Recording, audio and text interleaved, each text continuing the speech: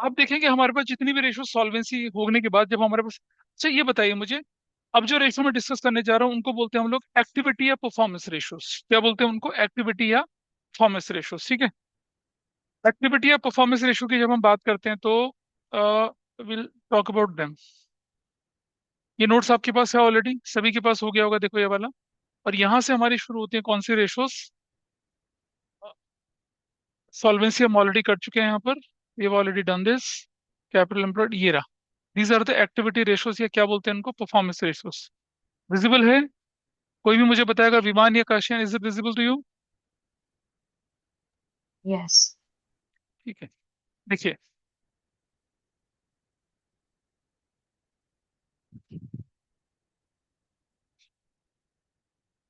देखिए यहाँ पर हम चल रहे हैं लेके।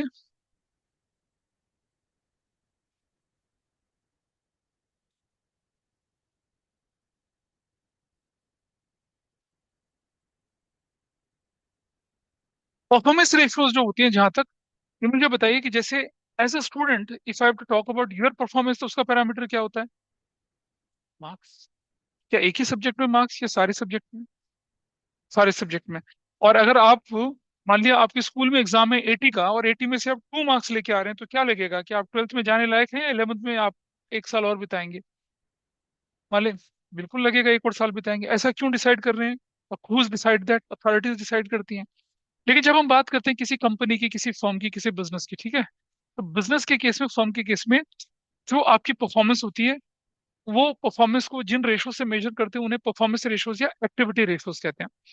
और किसी भी बिजनेस की जो रेशोज होती है परफॉर्मेंस को नापने वाली, anyway forget about ratios, about a business, उसके बिजनेस को हम बोलते हैं ना, जैसे जैसे आपने देखा होगा, बोलते हैं ना कि किसी बिजनेस का टर्नओवर 20,000 करोड़ रुपए का, 20,000 करोड़ का टर्नओवर, मतलब क्या? सेल्स उसकी। फिर हम बोलते हैं कि प्रॉफिट आफ्टर टैक्स कितना है, हमने कहा 5,000 करोड़ का प्रॉफिट आफ्टर टैक्स है। तो that's a wonderful figure as far as India is concern. Might not be very great as compare to Apple, as compare to Tesla, लेकिन इंडिया के कंसर्न में तो 5,000 रुपये करोड़ अगर कोई बंदा प्रॉफिट कमा रहा है तो बढ़िया बिजनेस चल रहा है उसका तो, है ना? तो एक्टिविटी रेशियो, परफॉर्मेंस रेशियो सिर्फ 2 या 3 आइटम पे घूमती हैं। पहला आइटम रिवेन्यू फ्रॉम ऑपरेशंस, दूसरा cost of revenue from operations. 2 item तो यही है। तो आप देखेंगे मोस्ट ऑफ द रेशियो में हम लोग इसको लेके चलेंगे, cost of revenue from operation लिखेंगे, जिसे हम कॉस्ट ऑफ गुड सोल्ड बोलते हैं, या नेट सेल्स जिसे हम रिवेन्यू फ्रॉम ऑपरेशन बोलते हैं, उनको लेके चलते हैं। परफॉर्मेंस उससे मेजर होती है। एक एक करके देखना शुरू करेंगे इसको। ये these ratio indicate the efficiency which the resources available utilise in a business. Efficiency business की किससे पता चलती है? आपकी सेल्स से, आपके प्रॉफिट से, ठीक, और आपकी कॉस्ट से। If your profit is 20,000 crore, मान लो if your sale 20,000 crore, but your cost is 18,000 crore, तो आप बहुत अच्छे थोड़े हुए। सेल 20,000 करोड़ की और 5,000 करोड़ की कॉस्ट है, तो 15,000 करोड़ का आप प्रॉफिट कमा रहे हैं, तो इसका मतलब आप बहुत अच्छा कर रहे हैं मार्केट में। सो आपकी परफॉर्मेंस किससे मेजर होती है? आपकी कॉस्ट से, और आपके रेवेन्यू फ्रॉम ऑपरेशन से, और फिर उसके बाद प्रॉफिट से। प्रॉफिटेबिलिटी हम अगले वाले पार्ट में डिस्कस करेंगे। These ratio generally calculated on the basis of cost of goods sold and sales. Cost of goods sold को क्या बोलते हैं? Cost of revenue from operation भी बोला जाता है, और सेल्स को हम बोलते हैं रेवेन्यू फ्रॉम ऑपरेशन। तो एक बात का ध्यान रखें यहाँ पर, जब मैं बोलूंगा नेट सेल्स, जब मैं बोलूंगा नेट सेल्स, जो कि किसके बराबर होती है? Total sales. Total sales minus sales return के बराबर होती है ये, ठीक है। और टोटल नेट सेल्स को क्या बोलते हैं हम लोग यहाँ पर? इसको बोलते हैं हम लोग रेवेन्यू फ्रॉम ऑपरेशंस। आपको कई जगह पर रेवेन्यू फ्रॉम ऑपरेशंस दिखेगा। रेवेन्यू फ्रॉम ऑपरेशन का मतलब ही नेट सेल्स होता है, रिटर्न माइनस करने के बाद की। और टोटल सेल्स कैसे निकलती है? कैश और क्रेडिट को जोड़कर, ठीक है। इसी तरह से cost of goods sold, cost of goods sold जो है, इसे यहाँ कंपनी में बोला जाता है cost of revenue, cost of revenue from operations, इस नाम से पुकारा जाता है। ऐसे cost of revenue from operations इसको बोला जाता है। जब आपको कहीं दिख जाए cost of revenue from operations का मतलब कॉस्ट ऑफ गुड्स सोल्ड की बात करते हैं। कहाँ पढ़ा था कॉस्ट ऑफ गुड्स सोल्ड हमने? फाइनेंशियल स्टेटमेंट विदाउट एडजस्टमेंट में। कहाँ पढ़ा था हमने? नेट सेल्स के बारे में। Net sales minus cost of goods sold is gross profit. फिर ग्रॉस प्रॉफिट में से इनडायरेक्ट एक्सपेंस माइनस करेंगे तो नेट प्रॉफिट। ऐसा करके चले थे हम लोग, ठीक है जी। तो यहाँ चलते हैं अब जरा, अब आइए दोबारा से। ये रेशो एक्सप्रेस करी जाती है इंटीजर्स परसेंटेज की फॉर्म में, ये रेशो नहीं प्रेजेंट करी जाती है। सबसे पहले रेशो हमारे पास है इन्वेंट्री टर्नओवर रेशो। आइए देखें, एक एक रेशो को लेके चलते हैं। पहली रेशो हमारे पास आई क्या? Inventory turnover turnover ratio. और सुनो, इन्वेंट्री पता है किसको बोलते हैं? स्टॉक को भी बोलते हैं। तो इन्वेंट्री शब्द कंपनी यूज करती है किसके लिए? स्टॉक के लिए। ठीक है जी। Inventory turnover ratio. अब मुझे बताइए, स्टॉक के तो दो पार्ट होते हैं, एक ओपनिंग स्टॉक और एक क्लोजिंग स्टॉक, है ना? स्टॉक के क्या पार्ट होते हैं? दो, ओपनिंग स्टॉक और क्लोजिंग स्टॉक। अब मुझे बताइए, ये जो ओपनिंग स्टॉक और क्लोजिंग स्टॉक का जो यूज होता है वो रेवेन्यू फ्रॉम ऑपरेशन में ज्यादा होता है या कॉस्ट ऑफ गुड्स सोल्ड में ज्यादा होता है? ऑनलाइन में भी बोल सकते हैं, काशियाना या विमान, बताइए मुझे। रेवेन्यू फ्रॉम ऑपरेशन में ओपनिंग स्टॉक क्लोजिंग स्टॉक का यूज होता है या फिर कहाँ यूज होता है? नहीं, कॉस्ट ऑफ गुड्स सोल्ड में। How to calculate cost of goods sold? Opening stock plus net purchase plus direct और माइनस क्लोजिंग स्टॉक।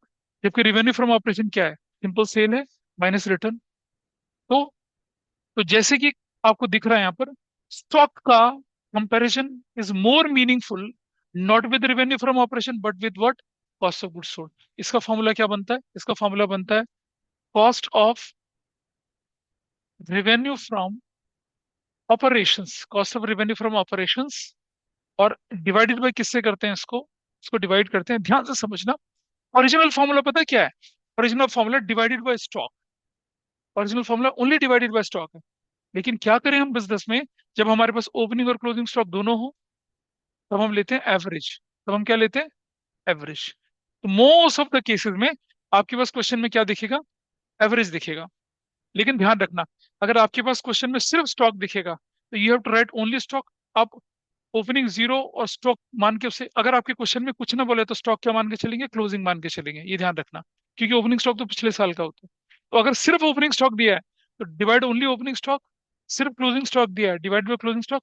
और अगर ओपनिंग क्लोजिंग दोनों दे रखा है तो एवरेज। तब हम क्या करेंगे यहाँ पर? एवरेज स्टॉक, एवरेज स्टॉक, ऐसे लेके चलते हैं। और एवरेज स्टॉक कैसे कैलकुलेट होता है? एवरेज स्टॉक कैसे कैलकुलेट होगा? Opening stock plus closing stock, closing stock और डिवाइडेड बाय कितने से करते हैं? टू से करते हैं, ऐसा। इसका मतलब ये नहीं कि अगर आपके पास सिर्फ क्लोजिंग स्टॉक दे रखा तो आपको इसको जीरो मान के क्लोजिंग जोड़ के, ना ना। एवरेज तभी निकलेगा when you have two figures. एक फिगर होगी तो आपको एवरेज नहीं निकाल सकते हैं। This is first formula. दूसरा फॉर्मूला, दूसरा फॉर्मूला का नाम होता है हमारा ट्रेड रिसीवेबल। ट्रेड रिसीवेबल, क्या कर रहा हूँ मैं? यार, trade receivable, trade receivable turnover ratio, trade receivable turnover ratio. अब ये किसके बराबर होना चाहिए मुझे बताइए, जरा ध्यान से सुनना। और मुझे बताइए, ट्रेड रिसीवेबल किसे कहते हैं? आप लोगों ने पढ़ा हुआ है। किसको कहते हैं ट्रेड रिसीवेबल? डेटर और बीआर को। डेटर और बीआर का जन्म किससे होता है? कैश सेल से या क्रेडिट सेल से? से क्रेडिट सेल से। तो मुझे बताइए, कंपैरिजन जो होगा, वो कंपैरिजन जो होगा वो किसके साथ ज्यादा रिलेवेंट बनेगा? रेवेन्यू फ्रॉम ऑपरेशन के साथ, या कैश सेल्स के साथ, या क्रेडिट सेल्स के साथ? इसका, डेटर का, बीआर का, क्रेडिट सेल्स के साथ। तो फॉर्मूला क्या बनता है, ध्यान से सुनना जरा। Credit revenue from operations, credit revenue from operations upon में, credit revenue from operations upon में, अपॉन में एवरेज, एवरेज ट्रेड रिसीवेबल्स। ऐसे फॉर्मूला बनता है ये। आप देख रहे हैं, पहला फॉर्मूला किस पर बेस्ड था? कॉस्ट पर बेस्ड था। दूसरा फॉर्मूला किस पर बेस्ड है? रेवेन्यू फ्रॉम ऑपरेशन का क्रेडिट वर्जन, उस पर बेस्ड है। This is what trade receivable turnover ratio बनी है। ठीक है। नंबर तीन, अब मुझे बताइए आप कि ट्रेड पेबल का जन्म कहाँ से होता है? हाँ, क्रेडिटर से। क्रेडिटर का जन्म कहाँ से होता है? क्रेडिट परचेज से। तो कंपैरिजन किसके साथ होगा? अगली रेशो हमारे पास क्या है? Trade, trade payable turnover, trade payables turnover ratio, trade payable turnover ratio. और ये किसके बराबर बनती है? ये बनती है क्या? Net credit purchase. Net credit purchase upon में क्या? अपॉन में एवरेज ट्रेड पेबल्स। रटने की जरूरत है फॉर्मूले, दे आर सो सिंपल। पहला formula cost of revenue from operation divided by cost of के दो कंपोनेंट एवरेज स्टॉक। दूसरा formula trade receivable turnover ratio. उसके कंपोनेंट क्या होते हैं? नेट क्रेडिट सेल्स या credit revenue from operation upon में average trade receivable. Opening debtor opening BR plus closing debtor closing BR, अभी मैं बताऊंगा इसके बारे में और डिटेल में। तीसरा फॉर्मूला क्या बना आपका? Trade payable turnover ratio. Payable का जन्म कहाँ से होता है? क्रेडिटर। क्रेडिटर का जन्म कहाँ से होता है? Credit purchase.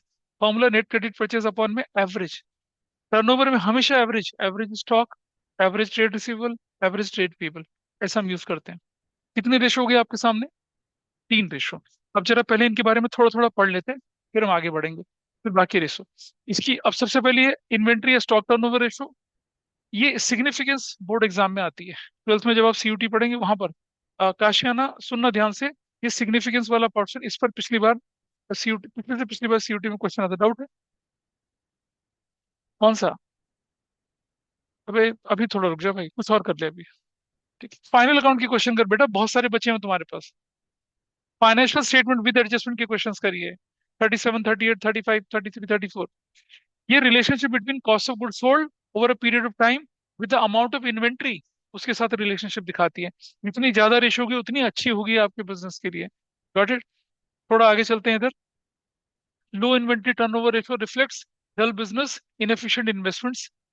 अच्छा।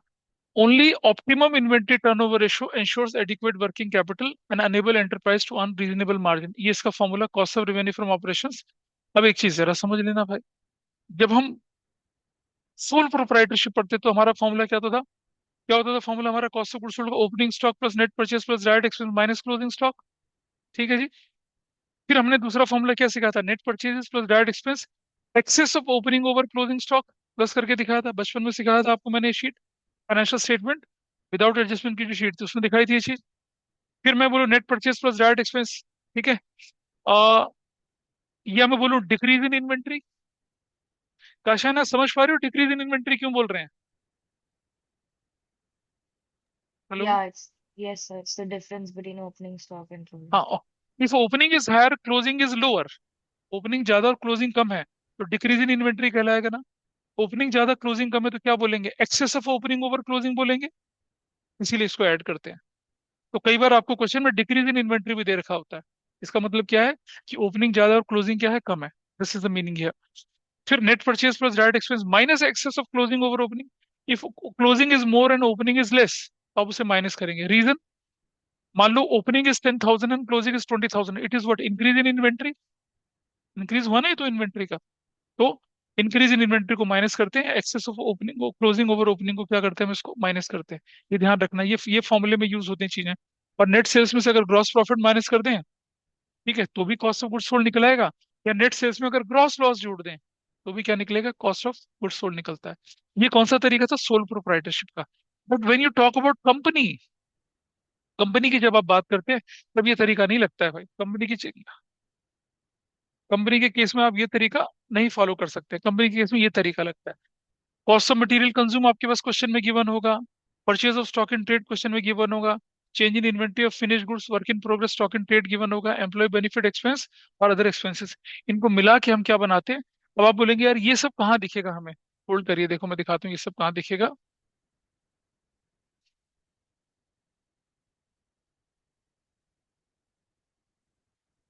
ये कहाँ दिखेगा देखो मैं दिखाता हूँ। अब आपके पास वो बुक है नहीं और आप लोगों ने पढ़ा नहीं छोटे बच्चों, लेकिन सीनियर्स ने ये पढ़ रखा है। I just show you here. ये देखिए, ये आपकी बुक का चैप्टर है। आई थिंक क्वेश्चन आप लोगों ने देखा होगा, ये फॉर्मेट है किसका? बैलेंस शीट का। इससे रिलेटेड आइटम ऐसे टीचर आपके समझाते हैं आपको। और इधर चलिए यहाँ पर, ये कॉल एरियर आया और थोड़ा आगे चलेंगे हम इस जगह पे।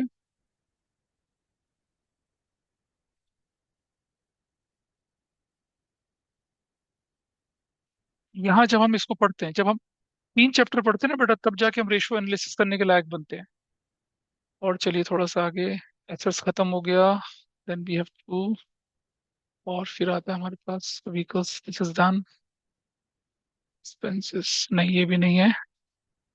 ये आया अब आपके पास यहाँ पर 7440। ये देखो, कैन यू सी दिस? इसे कहते हैं स्टेटमेंट ऑफ प्रॉफिट लॉस। दिख रहा है ऑनलाइन में? Is it visible to all of you? ये दिख रहा है? अब अगर मैं बताऊं आपको, मुझे वहाँ क्या कैलकुलेट करना, कॉस्ट ऑफ गुड्स सोल्ड या cost of revenue from operation, तो मैं किसको जोड़ूंगा? I consider this part. इसके बाद मैं जोड़ूंगा purchase of stock in trade. फिर दूसरा पार्ट क्या जोड़ूंगा मैं? Change in inventory. इन तीनों को मिला के क्या बनता है मेरा? Cost of revenue from operations बनता है, इन तीनों को मिला के। ठीक है। और अगर एम्प्लॉय बेनिफिट एक्सपेंस क्या हुआ, अगर ये डायरेक्ट हुआ तो डायरेक्ट, तभी मैं इसे ऐड करूंगा, अदरवाइज इसे ऐड नहीं करूंगा। फाइनेंस टैक्स में ऐड नहीं करता, डेप्रिसिएशन नंबर नहीं करता। एक इसको ऐड करते हैं, किसको? ये वाले को, अदर एक्सपेंसेस को, अगर क्या हुए ये डायरेक्ट हुए तो। Cost of revenue from operation statement of profit loss के आइटम को यूज करके बनता है। Cost of revenue from operations plus purchase of stock in trade plus change in inventory. Employ benefit expense अगर डायरेक्ट हुआ तो, अदर एक्सपेंस अगर direct हुआ तो। If nothing is mention about them तो इसको इनडायरेक्ट मानेंगे, इन्हें ऐड ही नहीं करते हैं। ये आपके पास चीज है, ठीक है। बेसिक अकाउंटिंग टर्म्स में समझाया था। Any item you purchase readymade from somebody to sell it out. Peter England का शोरूम है, पैंट शर्ट वो बनाता है, उसकी इन्वेंट्री बनती है। लेकिन वो वॉलेट, बेल्ट, मैन के गारमेंट्स जो लेके चलता है, और क्या कहते हैं, ब्रीफ केस वगैरह देता है, जो 10,000 खरीदने पे एक ब्रीफ केस छोटा दे देंगे, वो सब क्या कहलाती है? कफलिंग कहलाते हैं, टाई कहलाती है, टाई पिन कहलाती है। ये सब क्या है? स्टॉक इन ट्रेड है। Which you purchase from somebody, है ना, इन मैन्युफैक्चर्ड पोजीशन में to sell out, to resell, उन्हें स्टॉक इन ट्रेड बोलते हैं। और ये तो रहा inventory, work in progress, finish goods मतलब जो आपने बना के रख ली। Work in progress semi prepared है। रॉ मटेरियल आपका कपड़ा पड़ा हुआ, ये स्टॉक इन ट्रेड है। और वो कंज्यूम मटेरियल कंज्यूम आपका ऊपर रखा हुआ है। तो तीन चीजों को मिला के बनता है। ये रहा वो तीन चीजें, सर ये लिखी हुई।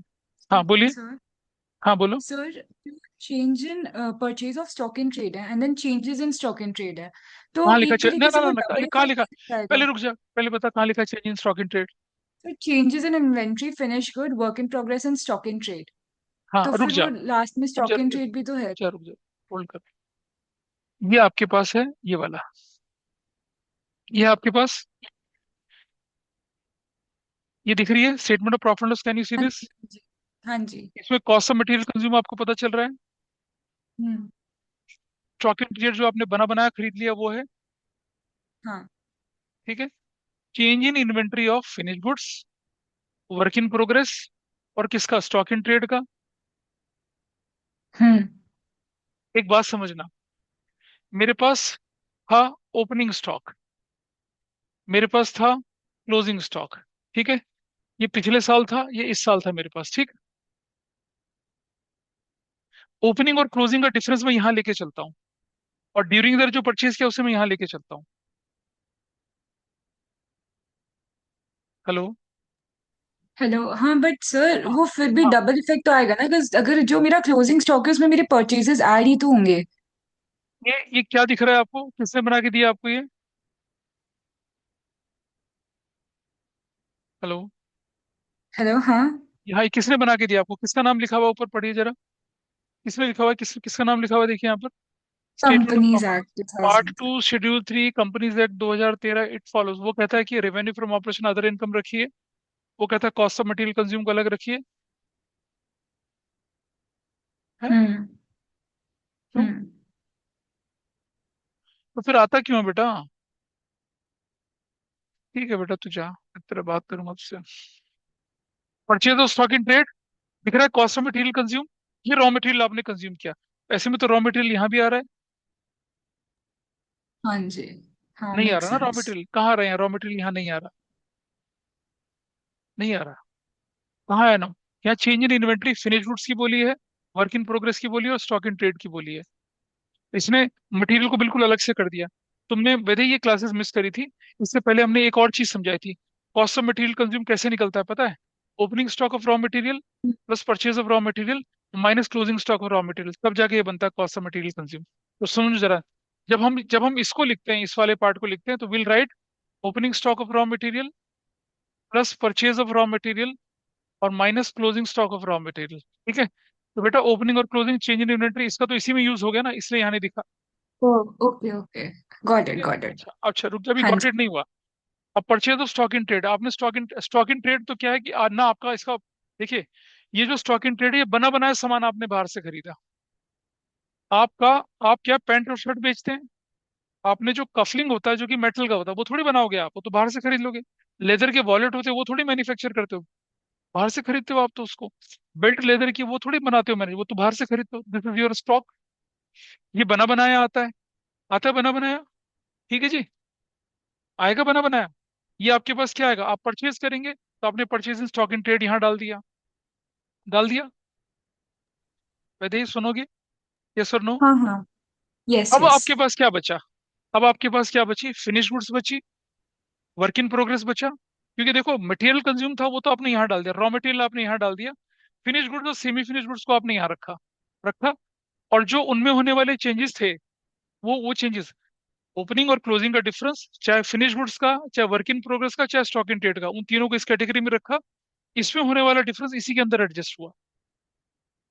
आइडियली ये होना चाहिए था कि change of inventory of raw material, finish goods, work in progress and stock in trade, ये चार चीजें यहाँ आनी चाहिए थी।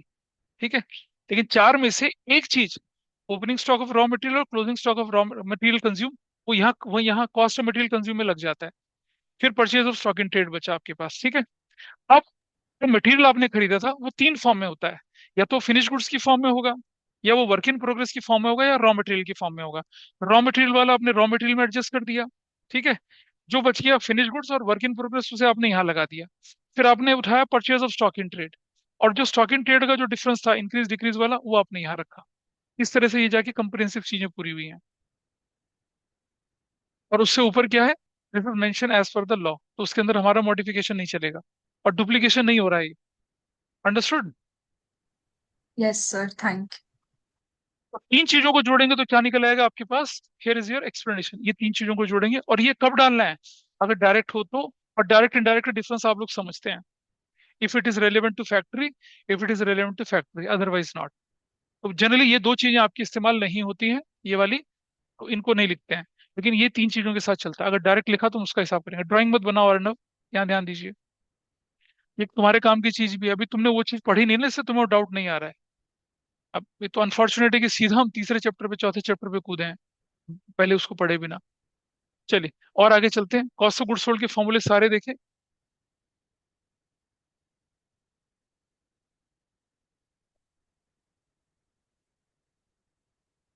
इसे करिए सॉल्व एग्जांपल 3 को फटाफट से। क्या निकालने के लिए बोला आपसे? Inventory turnover ratio. What is the formula for inventory turnover ratio? Solution नहीं देखना, सोल्यूशन है ही नहीं वैसे। It is given example number 3 to you. क्या फॉर्मूला बनना है? Cost of revenue from operations या cost of goods sold upon में क्या? एवरेज ट्रेड, नहीं एवरेज इन्वेंट्री। ठीक है, average inventory. Opening inventory closing inventory given है आपको? नहीं गिवन है। और आपको कैश परचेज गिवन है, क्रेडिट परचेज गिवन है, रिटर्न आउटवर्ड गिवन है, डायरेक्ट एक्सपेंसेस गिवन है। मतलब कॉस्ट ऑफ गुड्स सोल्ड का फॉर्मूला निकाल सकते हैं आप। करिए, ट्राई करिए इसको फटाफट से, फिर आगे बढ़ते हैं। आइए देखते हैं। अब यहाँ पर पता है क्या है, कि आपके पास एक क्लू है कि क्लोजिंग इन्वेंट्री 60,000 है। Excess of closing over opening को हम क्या करते हैं? प्लस करते हैं, माइनस करते हैं कॉस्ट ऑफ गुड्स सोल्ड निकालते समय। ठीक है, तो हम क्या करेंगे यहाँ पर? मेरे पास ना क्या क्या इन्फॉर्मेशन गिवन है मैं उसे देख लेता हूँ जरा। आई गो हियर, और मैं इसके बीच में यहाँ। तो मेरे पास क्या, हमें क्या निकालना था? हमें निकालना था इन्वेंट्री टर्नओवर रेशो, हमें निकालनी है। पहले तो फॉर्मूले लिख लेंगे आप। क्या लिखेंगे? Cost of revenue from operations को लिखने के बाद और डिवाइडेड बाय क्या कर लेना है? Average inventory. क्या एवरेज इन्वेंट्री है या नहीं है आपके पास? वो शायद नहीं है, ऐसे लिख देना। ठीक है, फिर आप देखेंगे आपके पास क्या गिवन है। कैश परचेज गिवन है, क्रेडिट परचेज गिवन है, रिटर्न आउटवर्ड गिवन है, डायरेक्ट एक्सपेंसेस गिवन है, क्लोजिंग इन्वेंट्री। ठीक है, तो मैं cost of revenue from operation निकाल सकता हूँ। Cost of revenue from operations का।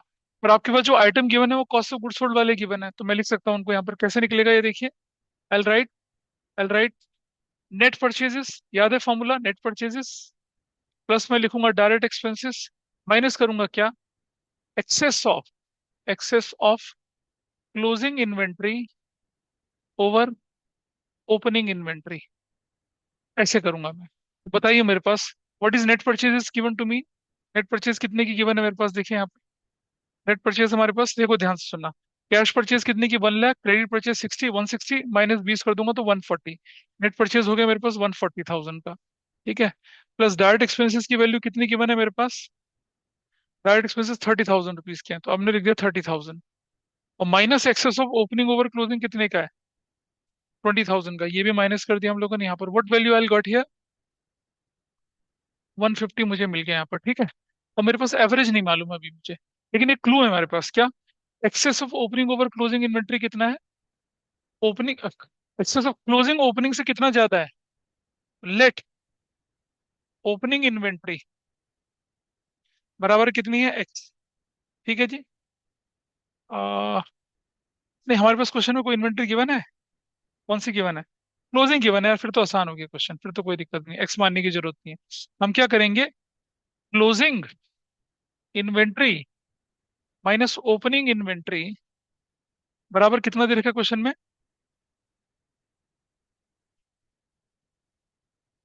हाँ कितना दे रखा है, 20,000, आई राइट 20,000। क्लोजिंग इन्वेंट्री कितने की हमारे पास, 60,000 की, 60 माइनस ओपनिंग इन्वेंट्री, तो कितना हो गया ये, 20,000। अब मुझे बताइए, what is opening inventory, what is opening inventory, 60,000 minus 20,000, कितना हो गया मेरे पास, 40,000। अब आप मुझे बताइए, मेरे पास क्लोजिंग भी है और मेरे पास ओपनिंग भी है ना, आ, कल मैं बताऊंगा आपको। अब हम क्या करेंगे, देखिए यहाँ पर, होटल राइट हियर। अब एवरेज इन्वेंट्री कैसे बनेगा भाई, average inventory, what is opening 40,000, what is closing 60,000, divided by 2 कर दिया तो कितना आ गया, 1 लाख, डिवाइडेड बाई 2 कर दिया तो कितना आ गया, 50,000 आ गया। अब मैं यहाँ लिखूंगा अपने फॉर्मूले में क्या, 1,50,000 is my this value and 50,000 is my this value, what is my answer, कितना आंसर आया मेरे पास, देखिए ये रहा, 3 टाइम्स मेरा आंसर आया। क्या आंसर आया, 3 टाइम्स, ऐसे करके निकाला। तो जरूरी नहीं कि कॉस्ट ऑफ गुड्स सोल्ड का डायरेक्ट फॉर्मूला आपके पास दे रखा हो, आपको निकालने के लिए बोला जा सकता है। तो we have done this part, यहाँ पर थोड़ा आगे चलते हैं। अब मैंने बताया था ना अभी थोड़ी देर पहले, चेंज इन इन्वेंट्री का क्या मतलब हो सकता है, डिक्रीज इन इन्वेंट्री का मतलब क्या, opening inventory is more than the closing inventory, excess of opening inventory over closing inventory, it will be added while calculating cost of revenue from operation. और अभी बताया था कि इंक्रीज इन इन्वेंट्री का मतलब होता है closing is more than opening, यानी excess of closing over opening inventory. और इसका क्या करेंगे हम लोग, इट विल बी क्या होगा, it will be deducted while calculating cost of revenue from operation. अभी हमने इस फॉर्मूले में देखा था इसके बारे में। Employee benefit expense, other expenses can be direct as well as indirect. If nothing is mentioned, then by giving suitable assumption, this can be considered direct or indirect. But I advise you to reduce your burden of calculation. इसे मान ले indirect, और इसे include ही ना करो, तो that will be much better for you. ठीक है जी, ये नहीं करना है, अपने वाला पार्ट है। ट्रेड रिसीवेबल टर्नओवर रेशियो की बात करी थी हम लोगों ने, इसकी सिग्निफिकेंस है, लिक्विडिटी पोजीशन पता चलते हैं, डिपेंड्स अपॉन द स्पीड, जितनी स्पीड से ट्रेड रिसीवेबल आपके क्या होते हैं, रियलाइज होते हैं, कन्वर्ट होते हैं किसमें, कैश में। This ratio establishes relation between net credit sales and average account receivable during the year. ये efficiency business की relating to collection of amount due to the debtors and BR, वो पता चलता है। जितनी रेशियो हायर होगी उतनी अच्छी होगी। और एक बात ध्यान रखना, provision for doubtful debt are not deducted while calculating this ratio. हम कहाँ यूज करते थे, करंट रेशियो में। डेटर में से क्या यूज करते थे, प्रोविजन फॉर डाउटफुल डेट, यहाँ नहीं करना आपने, क्योंकि ये सॉल्वेंसी रेशियो नहीं है, या पैसे की बात नहीं हो रही है। Will take debtor as a whole. अरे solvency ratio, quick ratio, current ratio में तो बात करते हैं ना लिक्विडिटी की, कि एसेट्स कन्वर्ट कैसे होंगे कैश में, यहाँ तो कोई मतलब ही नहीं बनता इसका। ठीक है, ट्रेड रिसीवेबल टर्नओवर रेशियो का credit revenue from operation upon में एवरेज ट्रेड क्या रिसीवेबल, और एवरेज ट्रेड रिसीवेबल कैसे निकलता है, opening trade receivable closing trade receivable divided by 2, opening plus opening ये। लेकिन एक चीज ध्यान रखना, अगर आपके पास ओपनिंग ट्रेड रिसीवेबल है, ओपनिंग बीआर है, तो सिर्फ दोनों का टोटल करेंगे, डिवाइडेड बाय 2 नहीं करेंगे। अगर क्लोजिंग डेटर और क्लोजिंग बीआर है, ओपनिंग नहीं गिवन है, तो उसको टोटल करेंगे, डिवाइडेड बाय 2 नहीं करना। डिवाइडेड बाय 2 कब करना है, जब एक ओपनिंग और दूसरा क्लोजिंग, वन ओपनिंग बीआर और दूसरा क्लोजिंग डेटर, तब आप एवरेज निकाल सकते हैं।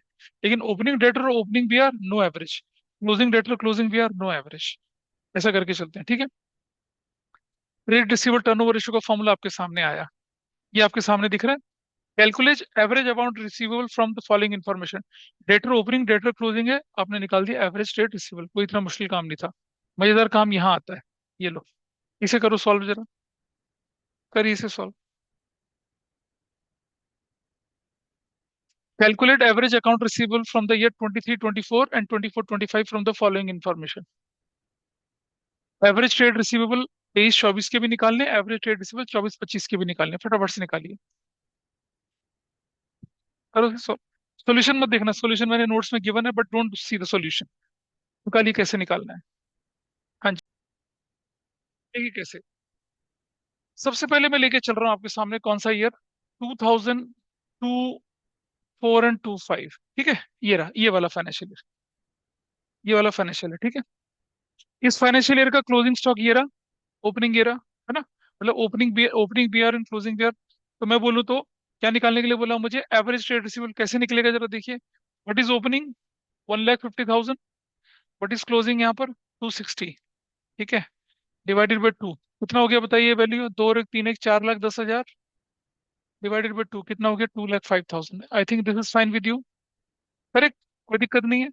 लेकिन 2023 और 24 के लिए this value serves as a role of closing stock, ये तो क्लोजिंग वैल्यू मानी जाएगी। यानी कि यहाँ मेरे पास क्या 1,50,000 है, डिवाइडेड बाई टू करना, लेकिन मुझे ओपनिंग नहीं पता।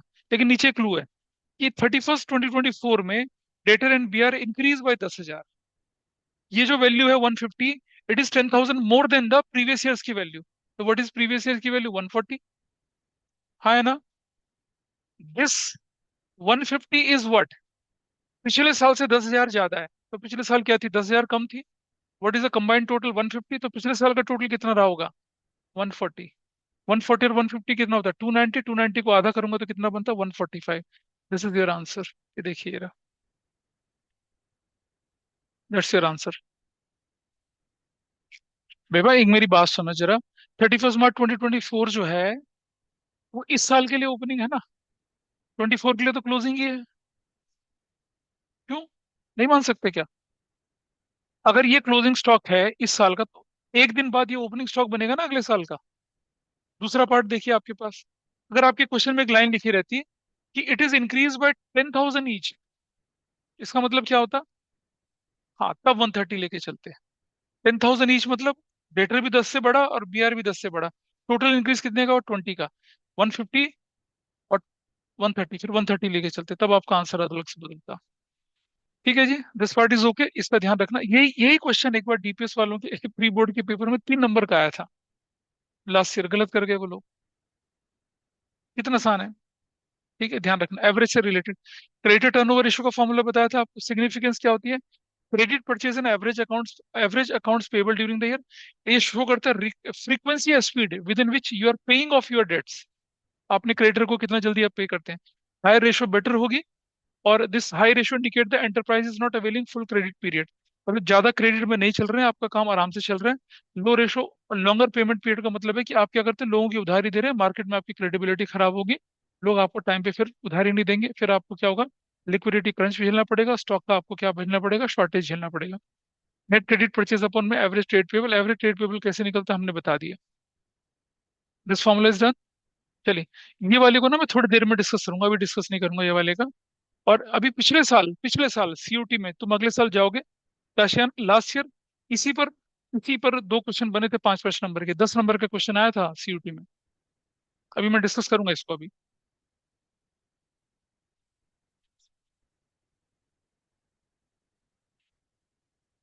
ये जब मैं वो सिखा दूंगा तब इन दोनों क्वेश्चन को यूज करूंगा, अभी उससे उसके ये एग्जांपल 7 एग्जांपल 8 सब उसी से रिलेटेड है। अब आते हैं हम किस पर, वर्किंग कैपिटल टर्नओवर रेशियो पे। चलिए इधर चलते हैं। 3 रेशो हो चुकी है हमारी, ठीक है, चौथी रेशो हमारे पास कौन सी आई है जरा देखिए। This is known as number 4, working capital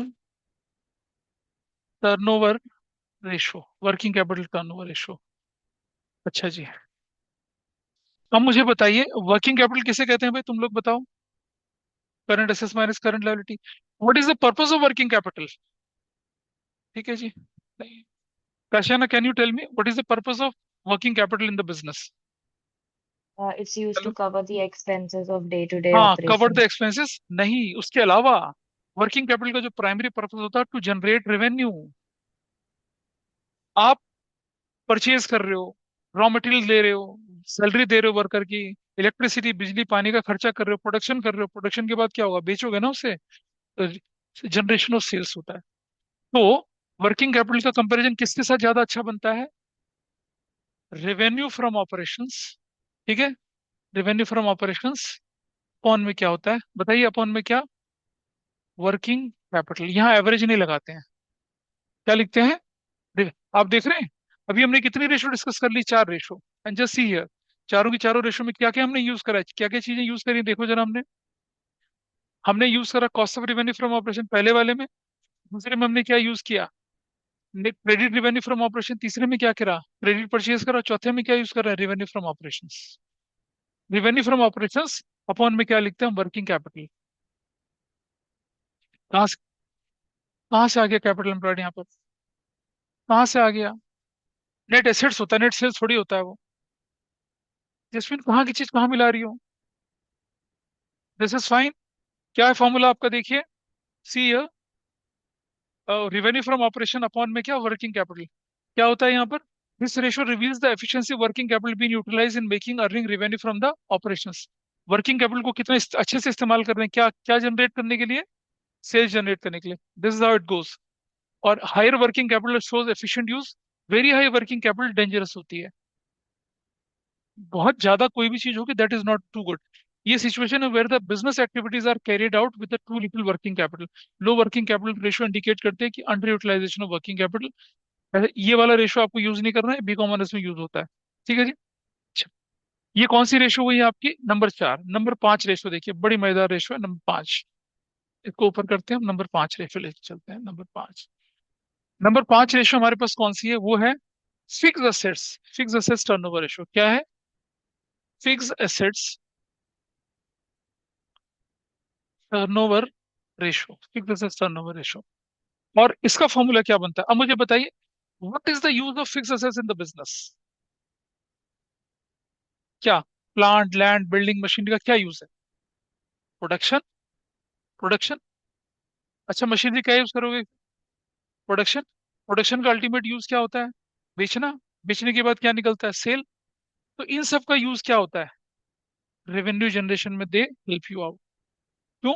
जब तक आप प्रोडक्शन नहीं करोगे मार्केट में बिकेगा नहीं। अब मुझे बताइए, कंपैरिजन किसके साथ होना चाहिए? रेवेन्यू फ्रॉम ऑपरेशन से। किसके साथ? Revenue from operation. तो क्या लिखेंगे यहाँ पर बताइए? लिखेंगे क्या? यहाँ हम लिखते हैं क्या? Net fix assets. क्या लिखते हैं? Net fix assets. क्यों लिख रहा हूँ नेट फिक्स एसेट्स? क्योंकि हम डेप्रिसिएशन माइनस करेंगे। याद है, नेट फिक्स एसेट्स यूज करते हैं। अच्छा, नेट एसेट्स नहीं लिखना। There is a great difference between net fix assets and net assets. Net fix assets होता है tangible intangible minus depreciation minus amortisation. और नेट एसेट्स होता है capital employed. Net assets capital employed को कहते हैं, जो total assets minus current liability होता है। और नेट फिक्स एसेट्स क्या होता है? Plant property, property plant equipment and tangible assets minus depreciation या अमोर्टाइजेशन। वो डिफरेंस है यहाँ पर। This ratio is what? Fix assets turnover ratio. Net assets turnover ratio नहीं है ये, fix assets turnover ratio. Divided by क्या हो जाएगा? सॉरी, मैंने ये ऊपर गलत लिख दिया है। This is what? क्या बोलेंगे इसको? ऊपर ऊपर बोलेंगे क्या? Revenue from operations. Revenue from operations कौन में क्या करेंगे? क्या लिखेंगे? Fix, net fix assets. Net fix assets ऐसे लिखते हैं। और रेशियो के नाम से पता चल रहा है क्या? इससे हमें पता चलता है कि how efficiently your fix assets are utilised to generate revenue. देखिए, यहाँ देखिए क्या लिखा हम लोगों ने इधर। This ratio also know ratio sales to fix assets, this ratio shows how well non current assets are being utilised in the business. और क्या किसके लिए यूटिलाइज कर रहे हैं आप लोग यहाँ पर? ये देखिए, this ratio known as ratio to sales to fix, it is very important for manufacturing concern. अगर इंक्रीज होगा रेशियो में, इसका मतलब बेटर यूटिलाइजेशन है फिक्स एसेट्स का। और डिक्रीज का मतलब होगा क्या? कि आपने फिक्स एसेट्स को अच्छे से यूटिलाइज नहीं करा। रेवेन्यू फ्रॉम ऑपरेशंस अपॉन में नेट फिक्स एसेट्स। ठीक है जी। नेट फिक्स एसेट्स कैसे निकलते हैं? Total fix assets minus depreciation, provision for depreciation, और अमोर्टाइजेशन भी होता है। क्लियर है यहाँ पर मामला? ठीक है। अच्छा, इस रेशो के बाद ये नंबर 6 रेशो जो है, नहीं, कौन सी रेशो बनेगी हमारी? ये हमारे पास था डी और working capital, then we have E. F सही है, दिस इज एफ। ये एफ बनेगा। तो चलिए, ये वाला पार्ट हमारा एफ है। तो F6 बनता है। अब ये हमारे पास क्या है? Net assets. क्या लिखा हम लोगों ने? अभी पहले क्या लिखा था हमने पहले फॉर्मूले में? पहले वाले में मैंने क्या बोला था? नहीं, रुक जा, पहले हमने बोला था fix assets turnover ratio. Fix. अब हमारा फॉर्मूला देखो क्या है, net assets turnover ratio. Can you understand the difference now? अब हमारा फॉर्मूला क्या है? अब हमारा formula net assets turnover ratio. और यहीं पर लोग गड़बड़ करते हैं। See the difference, fix assets turnover ratio और ये क्या है, net net assets turnover ratio. ठीक। अब इसका कंपैरिजन किससे करूंगा मैं, बताइए? या तो कॉस्ट ऑफ रेवेन्यू से होगा या क्या होगा, रेवेन्यू फ्रॉम ऑपरेशन से। किससे करूंगा? मेरे बिजनेस में जो कैपिटल एम्प्लॉयड होती है उसका पर्पस क्या होता है? Revenue generation. What is the purpose? Revenue generation. See what is the formula? क्या है? Net assets turnover ratio. क्या लिखा है? रेवेन्यू फ्रॉम ऑपरेशन अपॉन में कैपिटल एम्प्लॉयड या net assets, that is the formula. तो क्या लिखेंगे? रेवेन्यू फ्रॉम ऑपरेशंस अपॉन में क्या, कैपिटल एम्प्लॉयड या नेट एसेट्स, ऐसे करके। ये दोनों फॉर्मूले का डिफरेंस देख रहे हो? Everything you have to compare with revenue from operation, ठीक है? लेकिन एक जगह लिखना है नेट फिक्स एसेट्स, एक जगह लिखना है, अगर ये फिक्स शब्द हट गया तो ये क्या बन जाता है, कैपिटल एम्प्लॉयड बन जाता है। नेट एसेट्स, टोटल एसेट्स, है ना? टोटल एसेट्स माइनस क्या, करंट लायबिलिटीज। या फिर क्या बोलेंगे, share holder fund plus debt, non current liabilities. That's your formula. ये देखिए फॉर्मूला क्या होता है, क्या काम होता है, इसका यूज क्या है? सॉरी, सिग्निफिकेंस क्या है इसकी? This ratio reflects the relationship between revenue from operations and capital employed of the business. पिछले वाले का क्या था? Revenue from operations and net fixed assets. This ratio reveals how efficiently net assets और capital employed is being utilized to generate the sales. और higher ratio show करती है efficient use, lower ratio show करती है inefficient use. ठीक है। ये सारी कौन सी रेशियोज डिस्कस कर ली हम लोगों ने अभी तक? हम्म? कौन सी रेशियो डिस्कस करिए? एक्टिविटी। ठीक है। भूल जाते हैं सबको, ठीक है। रिकॉल करें जरा। बेटा तुम मेहंदी बनवा ले, टैटू बनवा ले, यहाँ पर पढ़ना है तो पढ़ लो, नहीं तो घर चले जाओ। चलो इसको बंद करो। पहली रेशो बता कौन सी थी? पहली रेशो नहीं पता। फॉर्मूला बताओ। उधर नहीं देखना, डोंट लुक एट दैट। सुनो बेटा, देखो रटने वाली चीज नहीं, रटने वाली चीज रुक जा। इन्वेंट्री टर्नओवर रेशो जो होती है, stock turnover ratio, opening closing stock लिखेंगे तो डिनोमिनेटर में एवरेज आएगा स्टॉक का। और कॉस्ट ऑफ गुड्स सोल्ड का यूज होता है स्टॉक में, तो cost of revenue from operation divided by average inventory. दूसरी रेशो है trade receivable turnover ratio. Trade receivable का जन्म होता है डेटर, डेटर का जन्म होता है क्रेडिट सेल्स। तो ऊपर आएगा नेट नेट क्रेडिट सेल्स, या क्या आएगा, credit revenue from operations upon में क्या, ठीक है, एवरेज ट्रेड रिसीवेबल्स। तीसरी आती है ट्रेड पेबल टर्नओवर रेशो। नीचे average trade payable, trade payable का जन्म होता है क्रेडिट परचेज से, तो नेट क्रेडिट परचेज। तीन रेशो आ गई। चौथी ratio working capital turnover ratio. कैसे निकलती है? रेवेन्यू फ्रॉम ऑपरेशन अपॉन में वर्किंग कैपिटल। पांचवी रेशो नेट एसेट्स टर्न, क्या बोले पांचवी क्या हुआ, फिक्स एसेट्स टर्नओवर रेशो। ऊपर रेवेन्यू फ्रॉम ऑपरेशन अपॉन में नेट फिक्स एसेट्स। पांचवी छठी रेशो क्या बनी आपकी? नेट एसेट्स टर्नओवर रेशो, ऊपर रेवेन्यू फ्रॉम ऑपरेशन, नीचे क्या, कैपिटल एम्प्लॉयड। सो इजी, रटने की जरूरत ही नहीं है कुछ भी। ठीक है जी। ये क्वेश्चन में देख रहे हैं, ये रटने वाले तरीके से नहीं करा हम लोगों ने। सारी के सारे रेशियोज हैं, they are logically placed. I hope it is fine. Yes, sir. Hello. चलो, अब एक छोटा सा काम क्या करते हैं, फटाफट से प्रॉफिटेबिलिटी रेशियोज भी सीख लेते हैं और फिर हम इनके प्रैक्टिकल क्वेश्चंस करेंगे। फिर मैं आपको ये वाला पार्ट भी कराऊंगा, जो कि बुक में एक ही क्वेश्चन दे रखा है इसका, और सीयूटी में जानबूझ कर इसके दो क्वेश्चन डाल दिए थे, 5-5 नंबर का एक क्वेश्चन। चलिए, अब मैं आपको दिखाता हूँ। ये तो आपने, अब देखिए, ये जितना भी हमने पढ़ा था यहाँ पर, सारा का सारा पार्ट ये वाला, यू कैन सी हियर, ये सारी की सारी पांचों की पांचों, छह की छह रेशो आपकी क्या कहलाती हैं? They are known as your what, activity ratio या टर्नओवर रेशो। ठीक है, ये कहलाती है। अच्छा, अब अगले पे चलते हैं जरा। अब जरा यहाँ देखिए मेरे साथ साथ, यहाँ देखना मेरे पास एक्सपेंसेस। बताओ जरा, एक्सपेंस की क्या कैटेगरी होती है जस्मीन? डायरेक्ट होता है, क्या होता है, इनडायरेक्ट होता है। दिस इज फाइन, डायरेक्ट और इनडायरेक्ट। इनडायरेक्ट की दो, डायरेक्ट की दो, इनडायरेक्ट की दो कैटेगरीज बनती हैं, क्या बनती हैं, ऑपरेटिंग और क्या बनती है, नॉन ऑपरेटिंग। नॉन ऑपरेटिंग ऐसे बनता है। ऑपरेटिंग की भी दो कैटेगरी बनती है, क्या, ऑफिस एंड एडमिनिस्ट्रेटिव एक्सपेंसेस, और क्या होता है, सेलिंग एंड डिस्ट्रीब्यूशन एक्सपेंसेस। ये दो बनते हैं, सेलिंग एंड डिस्ट्रीब्यूशन। क्लियर है जी? ये फ्लो चार्ट आपको मैंने अभी सिखाया था कुछ दिन पहले, जब हम financial statement with without adjustments कर रहे थे। That's fine with you? ठीक है,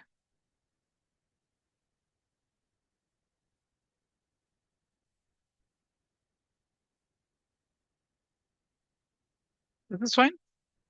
ऐसे ही आपके पास क्या आता है, ऐसे ही आपके पास आती है इनकम। ये दो तरह की होती है, बताइए कितनी तरह की? एक को बोलेंगे हम लोग डायरेक्ट, और एक को बोलेंगे हम लोग क्या, इनडायरेक्ट। ठीक है, डायरेक्ट को हम क्या बोलते हैं, ऑपरेटिंग। डायरेक्ट को ऑपरेटिंग भी बोलते हैं। इनडायरेक्ट को क्या बोलते हैं, non operating. Non operating, non operating बोलते हैं, ऐसा करके। ठीक है, इसको एक और नाम से पुकारते हैं, अदर इनकम। अदर इनकम ऐसे भी बोला जाता है इसको। ठीक है जी, चलो जरा ध्यान से देखेंगे। और इसको इसको इसको बोला जाता है नेट सेल्स। क्या बोलते हैं इसको, नेट सेल्स। या इसको क्या बोलते हैं हम लोग, रेवेन्यू फ्रॉम ऑपरेशंस, ऐसे भी बोलते हैं, जिन्हें आप RFO बोलते हैं, रेवेन्यू फ्रॉम ऑपरेशन। ये फ्लो चार्ट याद है, फाइनेंशियल स्टेटमेंट विदाउट एडजस्टमेंट में बताया था आप लोगों को। ठीक, चलो एक एक आइटम उठाते हैं। सबसे पहले मैंने ले लिया यहाँ पर क्या, नेट सेल्स। ये ले लिया net sales, this is the value. हमने किसे इस्तेमाल कर दिया, we have use this, agreed. फिर हमने माइनस करा क्या, cost of goods sold. Cost of goods sold हमने माइनस करा यहाँ से। तो जरा देखिए, ये और ये माइनस कर दिया। बताओ मेरे पास क्या निकलता है, जस्टिन बताइए क्या निकलेगा, ग्रॉस प्रॉफिट। क्या निकलता है, gross profit. Cost of goods sold use करते समय हमने डायरेक्ट एक्सपेंस यूज कर लिए, दिस इज फाइन, हमारा ग्रॉस प्रॉफिट निकला। फिर हमने माइनस क्या किया, ऑपरेटिंग एक्सपेंसेस माइनस करे यहाँ से। ठीक है, ऐसे तो हमने क्या कर दिया, ये इस्तेमाल कर दिया, हो गया। फिर हमने क्या, हाँ, इसके बाद हमारे पास जो निकला उसको क्या बोलते हैं हम लोग, उसको बोलते हैं हम लोग क्या, ऑपरेटिंग। इनफैक्ट अगर हम इसको बोले ऐसे तो इसको बोलते हैं हम लोग क्या, this is known as operating, operating profit. ये निकल गया, ठीक है। और इसको क्या बोलते हैं हम लोग यहाँ पर, इसको बोलते हैं हम लोग यहाँ पर ग्रॉस प्रॉफिट, ऐसे। ठीक है जी, चलो आगे चलते हैं। तो अब हम क्या करेंगे, यहाँ से minus non operating expenses. Minus कर दिया नॉन ऑपरेटिंग एक्सपेंस। क्या है नॉन ऑपरेटिंग एक्सपेंस, इसको इस्तेमाल कर दिया। और प्लस क्या करते हैं हम लोग, नॉन ऑपरेटिंग इनकम इस्तेमाल कर दी। तो हमने ये भी यूज कर लिया, पूरा चार्ट यूज कर लिया हम लोगों ने, अंडरलाइन करा, क्या पहुंचा, ये हमारे पास क्या निकल कर आती है चीज, जानते हैं इसको क्या बोलते हैं, पता है, इसको बोलते हैं हम लोग क्या, नेट प्रॉफिट बिफोर टैक्स। क्या बोलते हैं, नेट प्रॉफिट बिफोर टैक्स। ठीक है जी, काशिया ने समझ पा रहे हैं इस बात को, माइनस कर दिया क्या, टैक्स, टैक्स। अब हमारे पास क्या निकल कर आता है, this is known as what, this is known as net profit. क्या कहलाता है, नेट प्रॉफिट आफ्टर टैक्स। तो जब आपके क्वेश्चन में आए ना नेट प्रॉफिट, तो we'll consider net profit after tax. Tax नहीं गिवन है तो वील टेक बिफोर टैक्स। ठीक है जी, इज दैट ओके? चलो अब देखो मजेदार चीज, पहला फॉर्मूला, ग्रॉस प्रॉफिट रेशो। किसके, ग्रॉस प्रॉफिट अपॉन में क्या, नेट सेल्स। क्या फॉर्मूला, ग्रॉस प्रॉफिट अपॉन में नेट सेल्स इंटू 100। कितना आसान है, दिस इज फर्स्ट फॉर्मूला। दूसरा फॉर्मूला, ऑपरेटिंग प्रॉफिट रेशो। किसके बराबर है वो, ऑपरेटिंग प्रॉफिट अपॉन में क्या, नेट सेल्स इंटू 100। दूसरा फॉर्मूला ये रहा, ये अपॉन में ये, सेकंड फॉर्मूला यू गॉट। तीसरा फॉर्मूला मैं छोड़ देता हूँ, अभी अभी नहीं लिख रहा। चौथा फॉर्मूला मेरे पास है क्या, नेट प्रॉफिट रेशियो। चौथा फॉर्मूला क्या है मेरे पास, चौथा फॉर्मूला है नेट प्रॉफिट रेशियो, जो कि किसके बराबर होगी, नेट प्रॉफिट आफ्टर टैक्स। क्या लूंगा, net profit after tax upon में क्या, नेट सेल्स इंटू 100। वो क्या है, ये अपॉन में ये है। आउट ऑफ 4 फॉर्मूला, 3 फॉर्मूला तो यहीं से निकल आए। ठीक है जी। अच्छा, मैं ये पोर्शन हटा दूं जरा, ये वाली, इसकी जरूरत तो नहीं है अब आपको, इसको हटा देते हैं यहाँ से। Just remove this from here. ठीक है, ये हटा दिया। और ये जो हिस्सा है इसको भी यहाँ से हटा के थोड़ा सा क्लीन करा। और इसको जरा स्ट्रक्चर्ड तरीके से देखिए, जरा ध्यान से देखना। पहला फॉर्मूला मेरे पास क्या है, gross profit ratio. How do I calculated this, gross profit upon में क्या, नेट सेल्स यानी revenue from operations into 100। This is fine with you. दूसरा फॉर्मूला मैंने लिखा क्या, ऑपरेटिंग ऑपरेटिंग प्रॉफिट रेशो, इसके बराबर है ऑपरेटिंग प्रॉफिट अपॉन में net sales into 100। Is that fine with you. तीसरे फॉर्मूले के लिए मैं जगह छोड़ रहा हूँ। और चौथा फॉर्मूला मैंने क्या लिखा है यहाँ पर, नेट प्रॉफिट रेशो। वो किसके बराबर है, नेट प्रॉफिट, कौन से वाला नेट प्रॉफिट, कौन से वाला बोला था मैंने आपको लेने के लिए अभी, आफ्टर टैक्स। नेट प्रॉफिट ही रहने दो, आफ्टर टैक्स ही होता है, अपन में क्या, net sales into 100, that's your formula. ठीक है, ये तीसरा फॉर्मूले का सस्पेंस अभी दूर करता हूँ। आइए जरा देखिए आप। चलिए, मान लो मैं ले रहा हूँ यहाँ पर क्या, इफ आई एम टेकिंग ये मैं लेके चल रहा हूँ, मान लो 1000। कॉस्ट ऑफ गुड्स सोल्ड मैंने ले ली 250। तो 750 क्या आ गया मेरे पास बताइए, ग्रॉस प्रॉफिट आ गया। इस 750 में से मैं क्या करता हूँ, 350 माइनस कर देता हूँ। ठीक है, अब मेरे पास क्या बचता है, हाँ, 400 मेरे पास बचता है, 400। This is fine. पहला फॉर्मूला में ग्रॉस प्रॉफिट रेशियो निकालूं तो कैसे निकालूंगा भाई मैं, 750 अपॉन में 1000 into 100, what is my ratio, 75%। Everybody is okay. फिर मैं निकालता हूँ दूसरा फॉर्मूला क्या, 400 अपॉन में 1000 इंटू कितना करता हूँ मैं बताइए, 100। तो क्या बनता है ये, 40% बनता है, करेक्ट है ना। अब कोई मुझे बताए, अगर मैं सीधा नेट सेल्स से ऑपरेटिंग प्रॉफिट पे हूं तो मुझे क्या करना पड़ेगा, सीधा नेट सेल्स से ऑपरेटिंग प्रॉफिट पे हूं तो क्या करना पड़ेगा, कॉस्ट ऑफ गुड्स सोल्ड और ऑपरेटिंग एक्सपेंस दोनों को माइनस करना पड़ेगा। ठीक है जी। तो जो चौथा फॉर्मूला होता है, थर्ड फॉर्मूला होता है, उसको बोलते हैं हम लोग क्या, ऑपरेटिंग रेशो। क्या बोलते हैं उसको, ऑपरेटिंग रेशो। वो किसके बराबर होता है, वो होता है ऑपरेटिंग कॉस्ट अपॉन में नेट सेल्स इंटू 100। और सुनो बेटा, ऑपरेटिंग कॉस्ट किसे कहते हैं पता है, क्या है operating cost, cost of goods sold plus operating expense. इसको बोलेंगे operating cost, cost of goods sold plus operating expense को। तो जरा देखो, मैं लिख सकता हूँ यहाँ पर क्या, cost of goods sold plus operating expenses upon में नेट सेल्स इंटू 100, ऐसा लिख सकता हूँ। ठीक, जरा मुझे बताइए, अब मैंने ये लिख दिया ना यहाँ पर। चलो, अब जरा वैल्यूज लगाते हैं।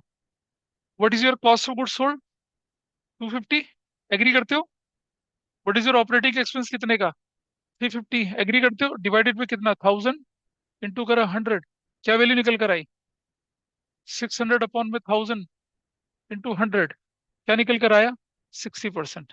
क्या निकल कर आया, 60% निकला। देख रहे हो, 60% निकला। I hope everybody is fine with this. Tashana, is that okay with you, you got it. Yes, sir. Yes.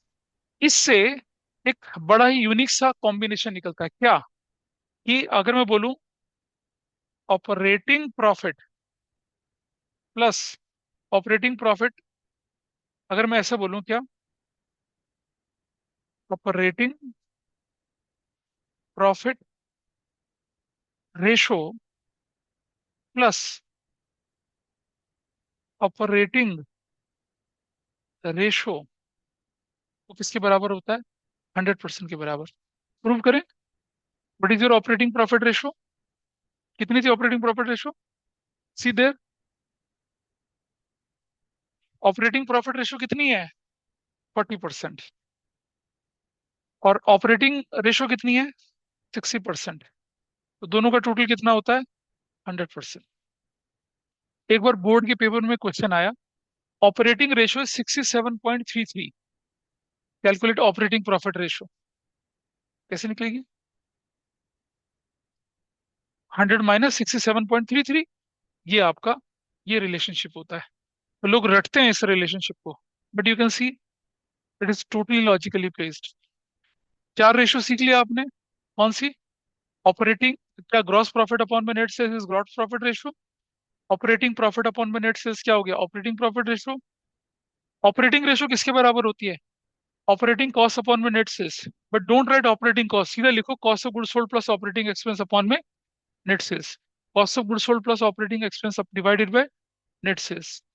और ये नेट प्रॉफिट रेशियो किसके बराबर है? Net profit after tax upon में net sales. Out of 5 profitability ratio आपने कितनी ratio देख ली? 4। ठीक है, 4 रेशियो देख ली। अब बचती है एक पांचवी रेशियो। ठीक है, अब देखना कितनी आसान है वो। क्या है पांचवी रेशियो? कल चलिए यहाँ। पांचवी रेशियो हमारे पास होती है return on capital employed. Return on capital employed, ठीक है जी। ये रिटर्न ऑन कैपिटल एम्प्लॉयड किसके बराबर होते हैं जानते हैं? सबसे पहले डिनोमिनेटर में क्या जाएगा? Capital employed. डिनोमिनेटर में क्या जाएगा? Capital employed. और ऊपर लिखा जाता है क्या? Net profit before interest tax and dividend. कितना आसान, याद है? Net profit before interest tax dividend divided bye interest on long term. हमने क्या था? इंटरेस्ट कवरेज रेशियो में यूज किया था, यहाँ भी यूज हो गया। इसे कहते हैं हम लोग क्या? Divided by capital employed. Capital employed divided by capital employed. So 5 ratio आपके पास थी प्रॉफिटेबिलिटी। ग्रॉस प्रॉफिट अपॉन में net sales is gross profit ratio into 100। Operating profit upon में net sales into 100 operating profit ratio. Cost of goods sold plus operating expense divided by net sales into 100 क्या बन गया? Operating ratio. ठीक है, और net profit after tax divided by net sales into 100 क्या बन गया? Net profit ratio. और net profit before interest tax and dividend divided by capital employed क्या बन गया? Capital employed. Return on capital employed, या रिटर्न ऑन कैपिटल एम्प्लॉयड, या return on investments.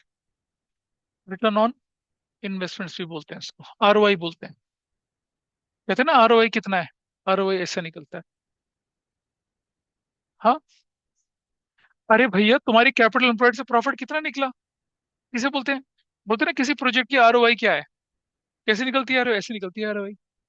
Net profit before interest before tax before dividend divided by क्या? Capital employed. You get your ROI. हाँ, पिछले ratio देख लीजिए आप सारी, ये आपके पिछले रेशो हैं। ये सब नोट्स में दे रखे हैं रेशो सारी की सारी। ठीक है, तो लॉजिकल तरीके से बिना रटे हम रेशो को, अब आप देख रहे हैं सारी रेशोज मैंने पूरी कर दी आपके साथ। We discuss all the ratios. अब इनका प्रैक्टिकल यूज करना है। ठीक है, तो मेरे ख्याल से विवान और काशियाना, बिना रटे हम रेशो को कैसे याद कर सकते हैं या कैसे ध्यान रख सकते हैं? I think this is clear now. Oh, yes, sir. Her ratio पता क्या है? एवरी रेशो जो है वो किस पर डिपेंड करती है? Every ratio is what? Every ratio is logically placed. ठीक है जी, अब इनके बारे में थोड़ा थोड़ा सा पढ़ के हम क्या करेंगे, क्वेश्चंस करना शुरू करते हैं। So as far as ratios are concern, वो मैंने सारी रेशोज आपको बताई हैं। अब हम इनके प्रैक्टिकल क्वेश्चंस करते हैं। तो थोड़ा सा लिख लीजिए इसको, then I will continue further. चलिए, ये रेशो आपने, अब इनकी रेशो के बारे में एक बार जल्दी से देखते हैं जरा, कि प्रॉफिटेबिलिटी रेशो दिख रही है आपको? नॉर्मल प्रॉफिटेबिलिटी, ओवरऑल प्रॉफिटेबिलिटी में आरओआई यहाँ पर आया। और ये जो BCDEFG हैं जो, ये आपके सिलेबस का पार्ट नहीं है। कब? 11th में भी नहीं और 12th में भी नहीं। लेकिन these ratios are asked in CUET. Ashiyana ध्यान रहेगा, ये सारी की सारी रेशो सीयूटी में पूछी जाती हैं। Is that okay? Okay, और sir. इनका पूरा डिटेल मैंने दे रखा है यहाँ पर। ये रहा normal profitability ratio. This ratio ensures the relationship between gross profit and sales. Higher ratio बढ़िया होती है, लो रेशो घटिया होती है, सीधी सी बात है। कैसे निकालते हैं ग्रॉस प्रॉफिट, कैसे निकालते हैं, और कॉस्ट कॉस्ट कैसे निकालते हैं, पहले सीख चुके हैं हम लोग। ठीक है, non operating income such as profit on sale of fixed assets, ये नॉन ऑपरेटिंग इनकम वगैरह, ये ऑपरेटिंग नॉन ऑपरेटिंग इनकम हमने अच्छे से आपको कहाँ समझाया था? अबे भूल गए सब लोग। ये देखो, ये आपके जस्ट सी है, ये रहा।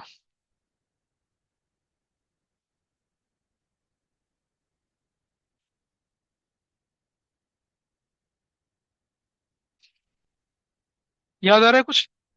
ऑपरेटिंग डायरेक्ट एक्सपेंसेस दिख रहे हैं? दिख रहे हैं? डायरेक्ट इनकम दिख रहे हैं, डायरेक्ट ऑपरेटिंग एक्सपेंस दिख रहे हैं। उधर क्या दिख रहा है?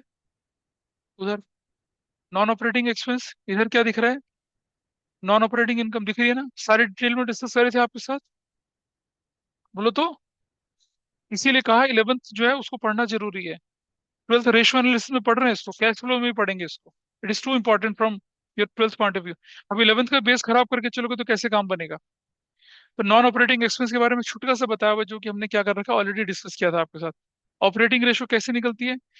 Cost of revenue from operations and operating expense to operating. देखो ऑपरेटिंग रेशियो क्या है? Cost of revenue from operation plus operating expense, उसका नेट सेल्स के साथ कंपैरिजन है।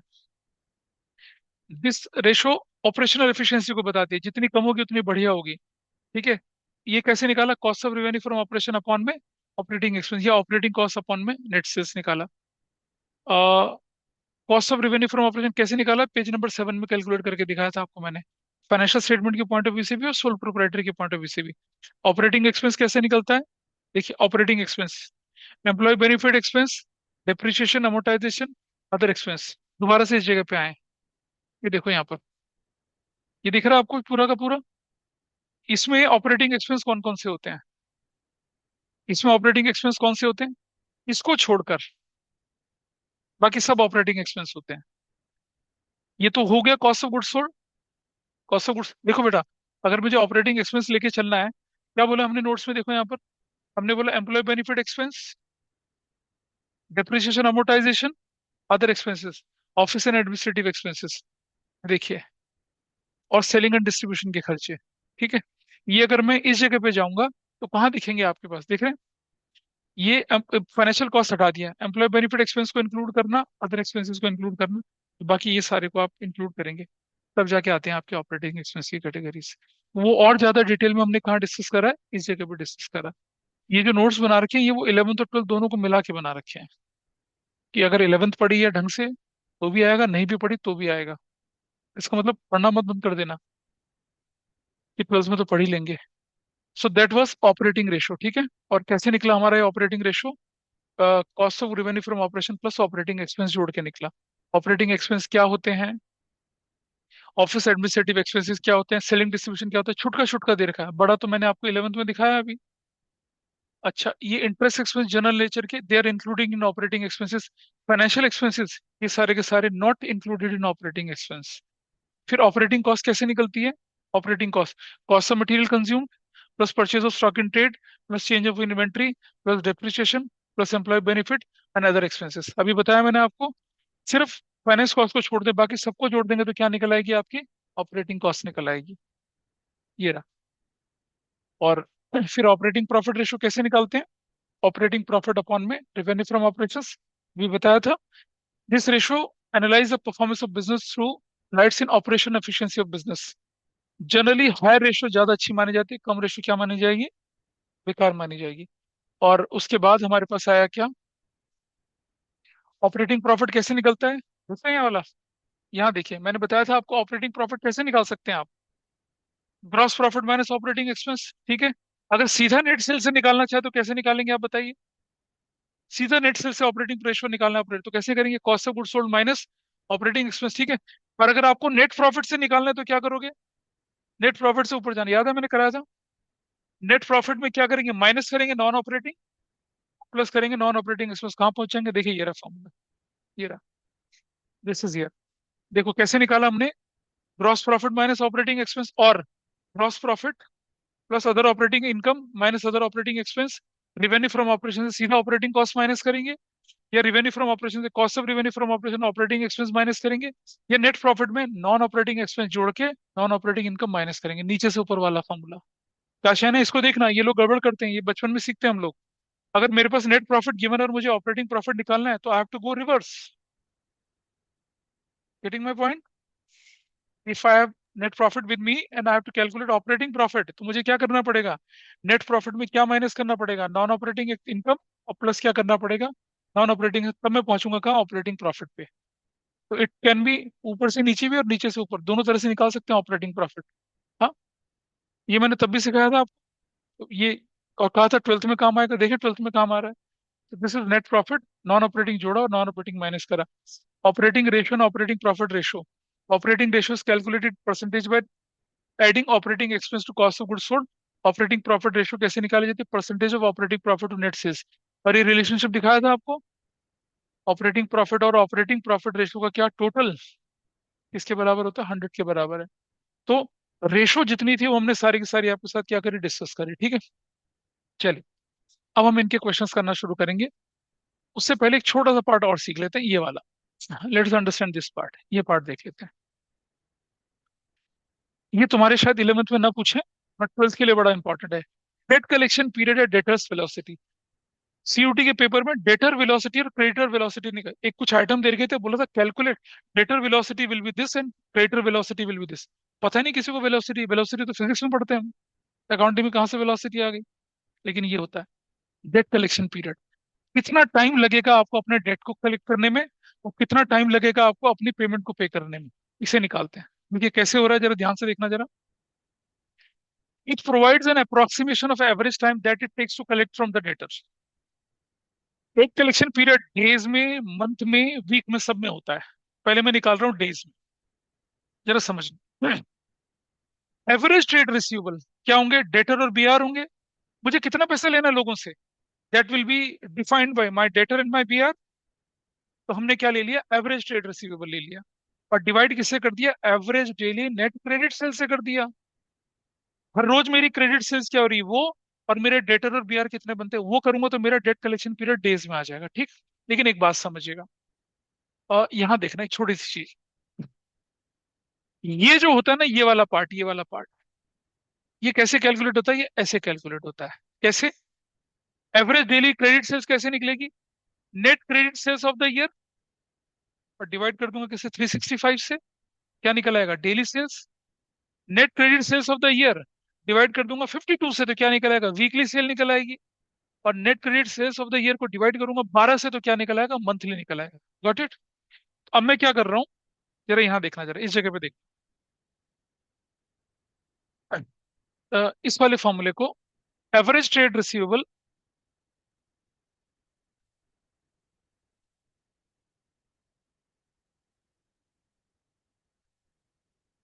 Average trade receivable, average trade receivable, और डिवाइडेड बाय किससे कर रहे हैं हम लोग, एवरेज डेली, एवरेज डेली लिखना मत इसको, डेली नेट क्रेडिट सेल्स से कर रहे हैं, average daily net credit sales से कर रहे हैं, ठीक है जी। और आप मुझे बताइए, average daily net credit sales क्या होती है, जरा मैं लिख रहा हूँ, क्या, सुनो ध्यान से सुनना। एवरेज ट्रेड रिसीवेबल्स, ठीक है, डिवाइडेड बाय लिखूंगा ना। नेट क्रेडिट सेल्स कैसे निकाली जाती है हमारी, बताइए। Net credit sales of the year, net credit sales of the year upon में क्या लिखूंगा, 365। Everybody is okay. अब अगर डिवाइड के साइन को मल्टीप्लाई से करना है तो कैसे करूंगा मैं इसको चेंज, रिवर्स करूंगा ना, तो क्या बनेगा मेरा, average trade receivables into 365 upon में क्या, net credit sales of the year. Everybody is okay with this. इसको थोड़ा इधर लिया हूं तो क्या बनेगा ये, एवरेज ट्रेड, एवरेज ट्रेड क्या बनेगा ये, एवरेज ट्रेड रिसीवेबल्स अपॉन में नेट क्रेडिट सेल्स इंटू 365, ऐसा बनता है ना। अब जरा मुझे ये बताइए, ये जो है ये वाला, ये कौन सा फॉर्मूला है, ट्रेड रिसीवेबल टर्नओवर रेशो उल्टा रखा हुआ है। एवरीबडी इज ओके, हाँ है ना, रखा हुआ है। तो अगर मैं इसको लिखूं यहाँ पर क्या, 1 अपॉन में क्या, ट्रेड रिसीवेबल टर्नओवर रेशो तो क्या मैं ठीक लिख रहा हूँ, गलत लिख रहा हूँ? काशियाना बताना मुझे जरा, मैं राइटिंग करेक्ट और रॉन्ग? याद है? 10 और इनवर्स 10 कैसे होता है? याद है, बचपन में पढ़ा था।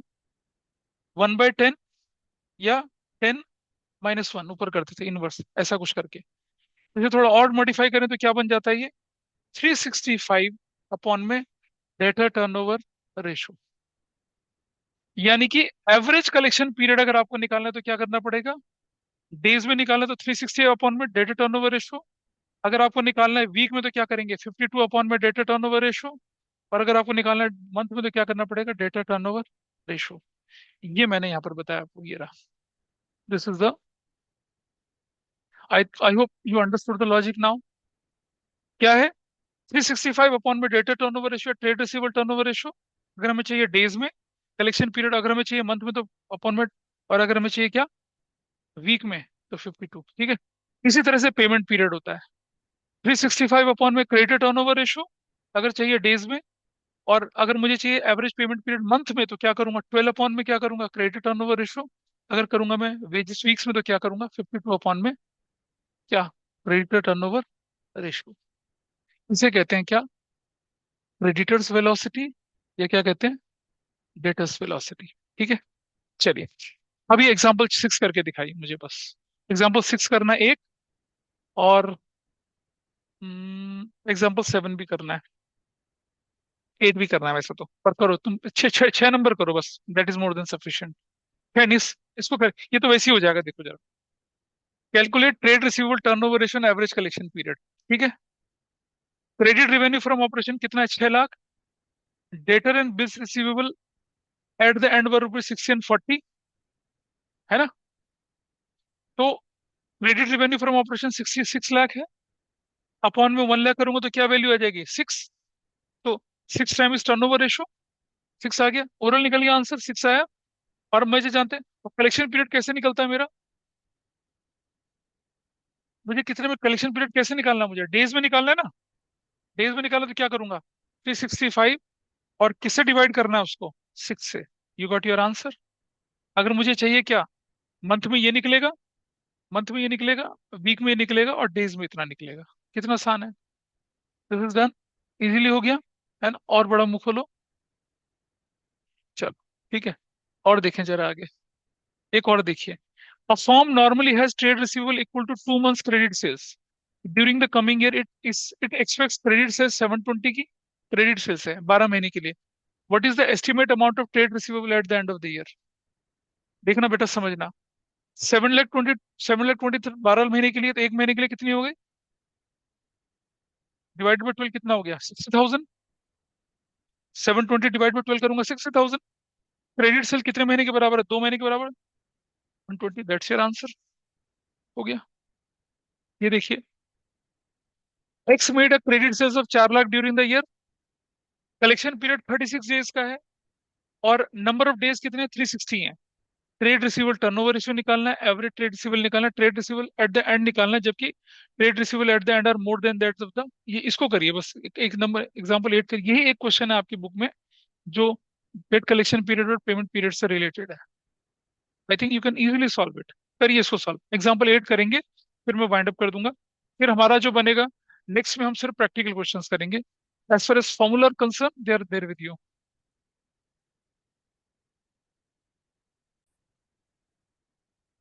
इसको निपटा दें फटाफट से, ठीक है? Let us not waste time in this. जल्दी से करते हैं, मुझे नहीं पता तुम कितना टाइम लगाओगे, तो देखिए यहाँ पर। सबसे पहली चीज क्या लेके चल रहे हैं? नोन से अननोन की तरफ चलना है। मुझे ट्रेड रिसीवेबल टर्नओवर रेशियो चाहिए। आपको मालूम है फॉर्मूला क्या होता है? आपको मालूम है, यू नो वेरी वेल, कि पहली बात कि एवरेज कलेक्शन पीरियड जो है किसके बराबर होता है? 360 अपॉन में डेटर्स टर्नओवर रेशियो, जो कि किसके बराबर है? 6, 10 है। कितना दे रखा है क्वेश्चन में? 36। It is given as what? 36। 36।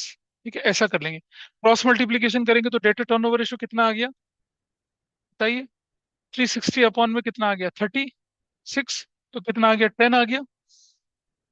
Data पहला पार्ट निकल गया, डेटा टर्नओवर रेशियो निकला है हमारा। Is that okay with everybody? अच्छा दूसरा, अब मैं जानता हूं क्या कि ये डेटर्स टर्नओवर रेशो या ट्रेड रिसीवेबल टर्नओवर रेशो किसके बराबर होता है बताइए? क्रेडिट फ्रॉम ऑपरेशन अपॉन में, हाँ, एवरेज ट्रेड रिसीवेबल्स, जो कि किसके बराबर है? अबे 10 के बराबर है। ठीक है। अच्छा, अब हमारे पास क्वेश्चन में क्या गिवन है? क्रेडिट सेल्स कितने की गिवन है हमारे पास? 4 लाख रुपीज की। आई राइट 4 लाख, 4 लाख अपॉन में एवरेज ट्रेड रिसीवेबल्स, वो कितना हो गया? 10/1, क्रॉस मल्टीप्लीकेशन करूं तो क्या निकल आएगा? एवरेज ट्रेड रिसीवेबल्स कितना हो गया? 4 लाख अपॉन में 10 कितना हो गया? 40,000 आ गया। Got it? यहां तक चले आए आप लोग? तो थोड़ा सा बाइफरकेट करते हैं। अब फिर से देखिए आप यहाँ पर, अब मेरे पास क्वेश्चन में क्या गिवन है? ट्रेड रिसीवेबल क्लोजिंग वाला जो है, trade receivable at the end are more than the beginning by closing वाला ओपनिंग से कितना ज्यादा है? कितना ज्यादा है? 6,000। मैं किसे एक्स मानूं? नहीं, हम एक मतलब, रुक जा। Trade receivable at the end, when trade receivable at the end are more than beginning, हाँ, ओपनिंग को हमने एक्स मान लिया। ठीक है। लेट ओपनिंग ट्रेड रिसीवेबल बराबर है एक्स। तो तो आप जरा देखिए, तो ध्यान से सुनना जरा। नहीं, ऐसा नहीं करते, रुक जा। ठहर जा। हाँ ठीक है, हाँ ठीक है। ओपन, अच्छा सुनो, ओपनिंग ट्रेड रिसीवेबल कितना, तो क्लोजिंग ट्रेड रिसीवेबल क्या बनेगा? क्लोजिंग ट्रेड रिसीवेबल को क्या बोलेंगे हम लोग? क्लोजिंग ट्रेड रिसीवेबल्स, वो क्या हो जाएगा? वाई कैसे हो जाएगा यार? अगर मैं एक्स ले लूंगा तो क्या दिक्कत है? भाई एक बात समझ।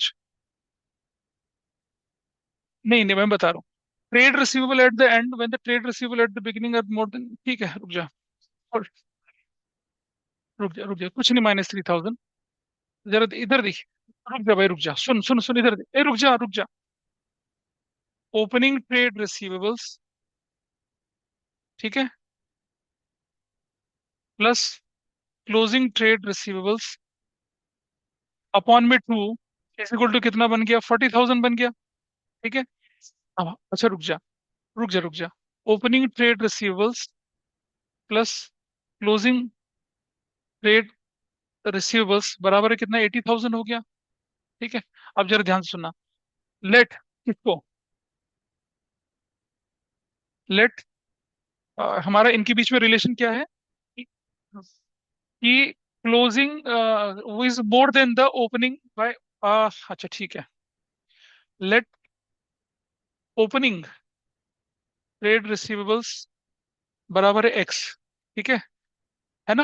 अब इतना ज्यादा है उससे, तो रुक जा, क्लोजिंग ट्रेड रिसीवेबल कितना हो जाएगा? X + 6,000 नहीं हो जाएगा? ठीक है, X + 6,000 हो जाएगा।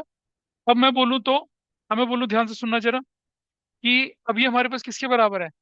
X + 6,000 इज इक्वल टू कितना? 80,000। 2X + 6,000 इज इक्वल टू कितना हो जाएगा? 80,000। ठीक है। और थोड़ा ऊपर करें तो 2x, हाँ, 2x इज इक्वल टू कितना हो जाएगा? 74,000। और x इज इक्वल टू कितना हो जाएगा? 37,000। x 37,000 है। ये क्या चीज हमने मानी थी? ये हमारा ओपनिंग ट्रेड रिसीवेबल था। तो क्लोजिंग ट्रेड रिसीवेबल कितना बन गया? 37,000 प्लस 6,000 कितना बन गया? 43,000 बन गया। And that's our answer. ये बन गया। ऐसा करके आपने क्या किया? वो क्वेश्चन पूरा सॉल्व किया। इसमें क्या दे रखा था आपके पास करने के लिए? डेटा टर्नओवर रेशियो निकालने की बात करी थी। और we are just talking about what, ये हमने पूरा का पूरा क्वेश्चन इस तरह से सॉल्व किया। एक ही क्वेश्चन आपके पास है। आपके पास क्या हो गया? अब सारी की सारी रेशियोज हमने पढ़ी हैं। अब उसको प्रैक्टिकल क्वेश्चन में कैसे सॉल्व करना है, कुछ तो आप घर से करके लाएंगे, ठीक है? अगली क्लास में I take only practical questions relating to these ratios and it will be fine. ये क्वेश्चन तो एक ही क्वेश्चन है यहाँ पर। बाकी you have the format which is given by your school, आपके पास वो डॉक्यूमेंट है। हाँ, उनकी उनकी उनकी प्रैक्टिस करिए। Is it okay? तो मेरे ख्याल से that's fine with you now.